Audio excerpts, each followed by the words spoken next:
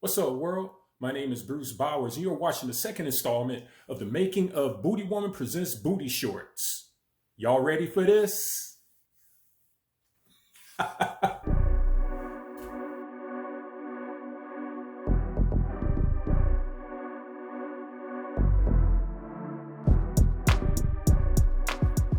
So here we go.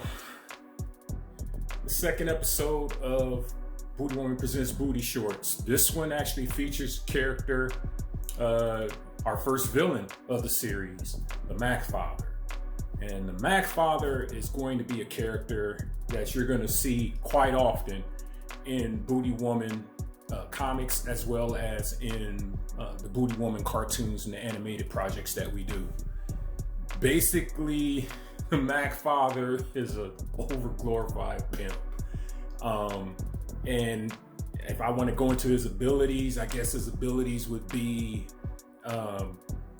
he's got the vapors. He gives off this scent or this aura that kind of like envelops women, envelops their emotions and feelings and so forth, and they kind of like swoon all over the man, and pretty much, come under his power, under his whim.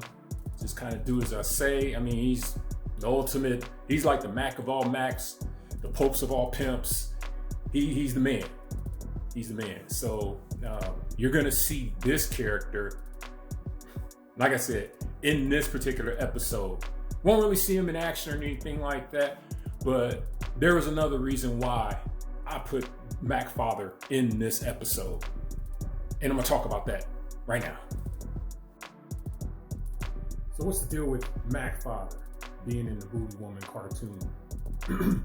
If you guys picked up the first issue of BootyWoman, it came out earlier this year, put out by our comic book imprint, 85 Block Studios, you'll see like a cameo appearance of the Mack Father and his lieutenants.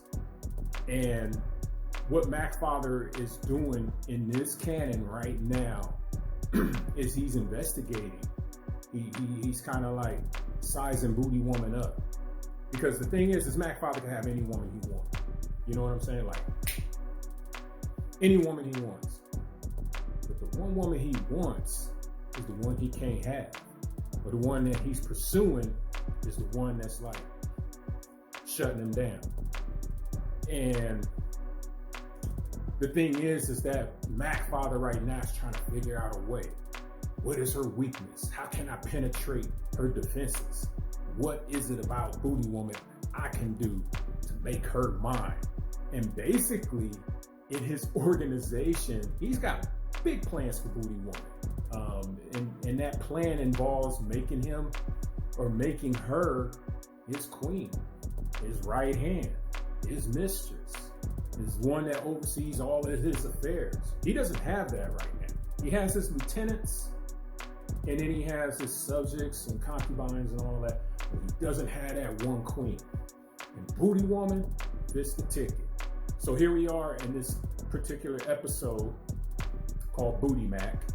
In this particular episode, this is another episode or another instance, in extension of what you read in the comic book, another instance in where Mack Father goes to work, as far as like checking out BootyWoman and seeing what he can do to get her on, or seeing what he can do to get her on his team.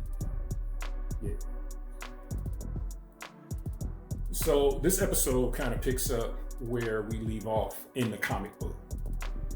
In this particular episode, we actually get more of an inside look at the Mack Father and his whole organization and how he has it all set up.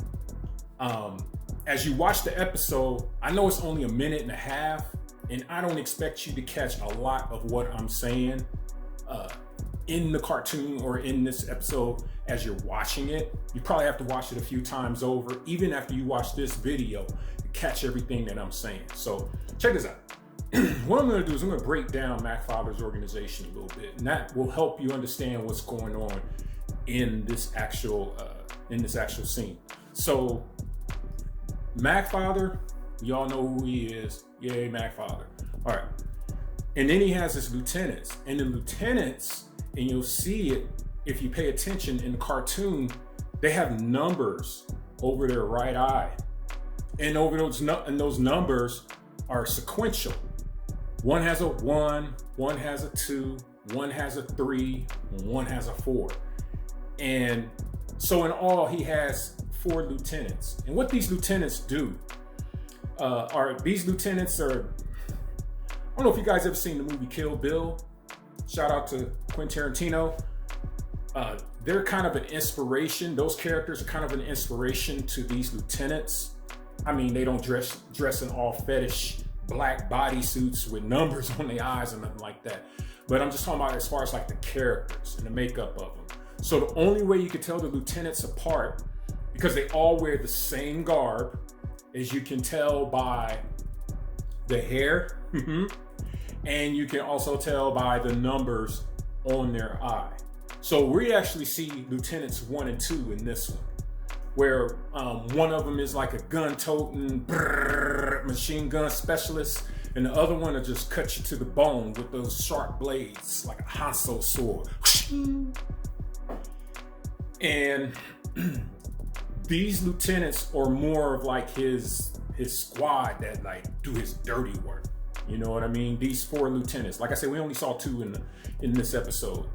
But as we continue the series and we continue to show you the other BootyWoman cartoon, BootyWoman 2.0, it's coming out soon, you're going to see more and more of his organization and how his organization works. So remember, there's Mac Father, and there's his lieutenants, and then he has those that are under his lieutenants who are basically his servants, and then he has a whole harem that's just for his pleasure.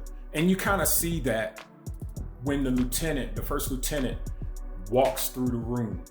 When she initially walks through the room, we can kind of see this harem or this group of women who are just strictly there for his pleasure. And that's it. So Mac Father, he cold. He real cold. But like I said, he has all of this, but he ain't got BootyWoman. And he's determined to fix that. So as you guys saw the first video, you saw that I went into a little detail as far as who BootyWoman was, her secret identity, and we got to see some of her powers, like her booty senses and her flight powers and stuff like that. So I wanted to take episode 2 and go a little deeper, no pun intended, a little deeper into BootyWoman as far as like her powers and some of the other things that she can do. And I thought this would be the perfect opportunity doing an episode like this to kind of show you guys. Yeah, I mean, the lieutenant came in, gave him a chip, took the chip, put it in there or whatever, and showed Mac Father all of BootyWoman's abilities that we know of right now. And it kind of opened his eyes, or it kind of gave him an opportunity to kind of see what he was dealing with. You know, what is it going to take to get this girl? So just to break it down a little bit, as far as BootyWoman's powers and what her powers are, we already know what they are.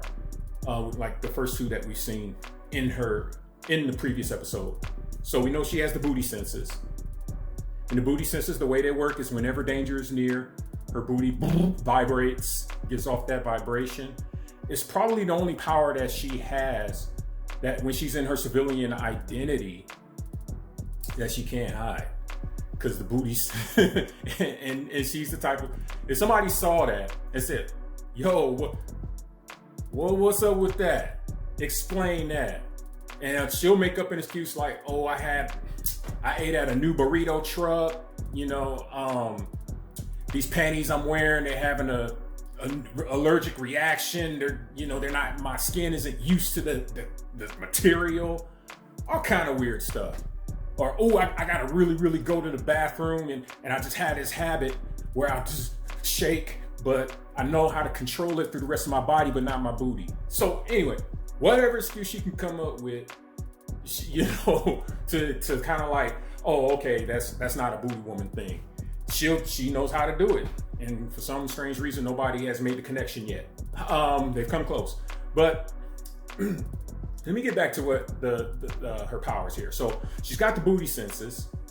The next power we showcase is the power back. So the way the power back works is that her booty actually soaks energy or draws energy from the sun. So her booty acts like a battery, and then it distributes that energy throughout her whole body, therefore giving her super strength and a lot of her other powers.